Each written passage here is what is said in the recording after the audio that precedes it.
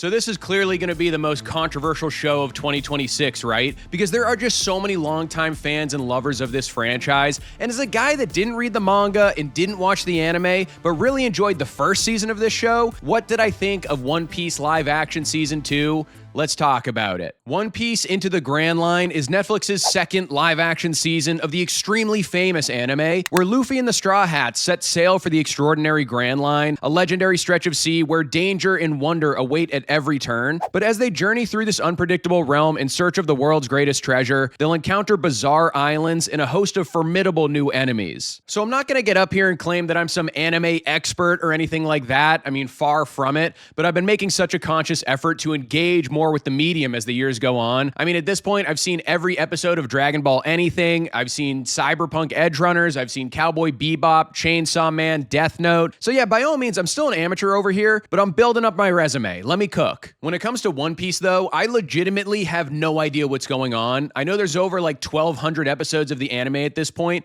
and that's just such a daunting figure to look at in front of you. Don't be confused and think that I have anything interesting actually going on in my life, but that's a massive time commitment. And that's probably the biggest reason why this live action version of the show even exists in the first place, right? Because it just seems like you're so left in the dust with the franchise already with that many episodes and so many volumes of the manga that you don't really know where to dive in, and this live action gives you a good jumping off point. Netflix has got your boy on training wheels right now, and I ain't mad about it, because how much I enjoyed that first season of the live action version was pretty much a big surprise to me. I did not think that I was going to engage with it at all, but it was entertaining from start to finish. It was just brimming with personality, and the world building is just insane. So naturally, I was of course looking forward to this second season. And although they probably bit off more than they can chew this time around when it comes to the sheer amount of plot and characters they're jam-packing into this batch of episodes, and not everything translates very well into live action. Chopper in his human form, I'm looking at you, buddy. But I still think everything here has a lot of heart to it. It's entertaining from start to finish, and it's a worthwhile addition to this franchise so far. If you enjoyed any of what came before this, you should definitely check it out. When it comes to the story they decided to go with this time around, like I said earlier, there are just so many new characters and so many new plot lines being slammed together in this 8-episode season. Obviously, some of that is to be expected, right? Because whenever you're taking an anime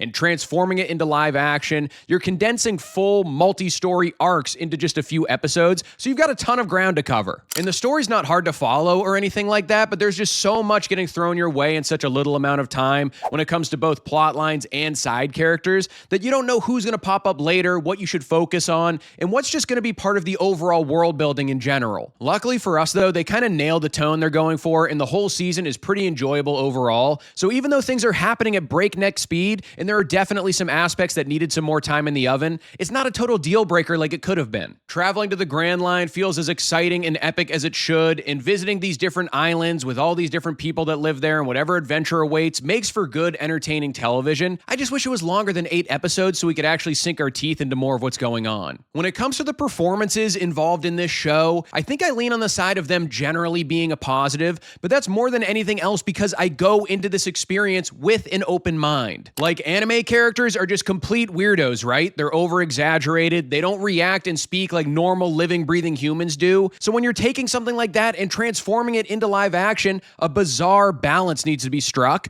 You don't want to be so muted that you lose the true essence of the character, but you also don't want to go overboard to the point that you're just the epitome of cringe. You know, I look at someone like Iñaki Godoy, who plays Monkey D. Luffy in the series, and I'm just thinking to myself, okay, is this guy just jumping around and screaming and doing way too much from time to time? And the answer is yes. I mean, obviously, there's no hiding that. But on the other side of the coin, I'm like, what are we expecting this kid to be doing when this is this entire character's trademark? I don't know the right answer there. So that can be a little much from time to time, but I do think overall the characters are more defined and fleshed out this season when it comes to the main crew and cast. You can see their quirks and their personality traits, and that's a good thing to see. Sanji and Zoro continue to be my favorites. Those are my boys right there, but I would be lying if I said that Chopper didn't swoop in and just completely take a hold on me this season. The MCU had me emotional over a talking raccoon, and now One Piece has me doing it all over again with this hybrid talking reindeer thingy. I've got a soft spot. What can I say? Also, side note, when it comes to supporting characters, Smoker and Miss All Sunday,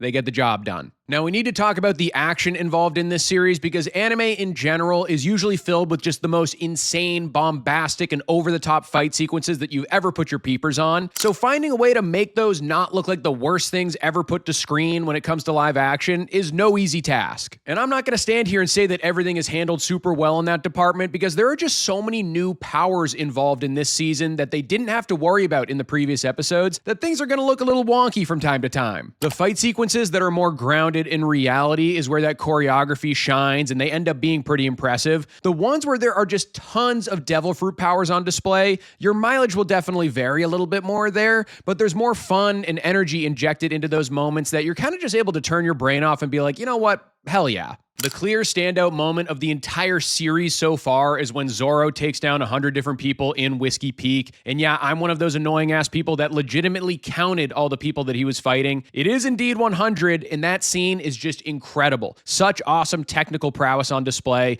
and you're going to be cheering after it's over. All right, guys, when it comes to Season 2 of One Piece, I had a good time with it overall. The show remains entertaining, and the emotional moments land harder this time around, especially with my boy Chopper, who's one of the clear highlights here. That said, some elements still don't translate perfectly to live action, and the season throws a lot of characters and storylines at you pretty quickly, which makes some parts feel kind of rushed in the process. But even with those issues, the adventure is still fun, and it kept me engaged the entire way through. If you liked Season 1, you'll probably still have a solid time with this one as well. One Piece Into the Grand Line gets a Sully score of 3.5 stars. So that's my review of Netflix's latest live-action anime adaptation. All the big-time One Piece fans, let me know in the comments below, what's the best way to get super invested into this franchise? Should I read the manga? Should I just stick to the anime? Let me know in the comments below. I'm looking for a hookup. I want to get invested. Don't forget to like this video and subscribe to the channel if you haven't already, and I'll see you guys at the next one.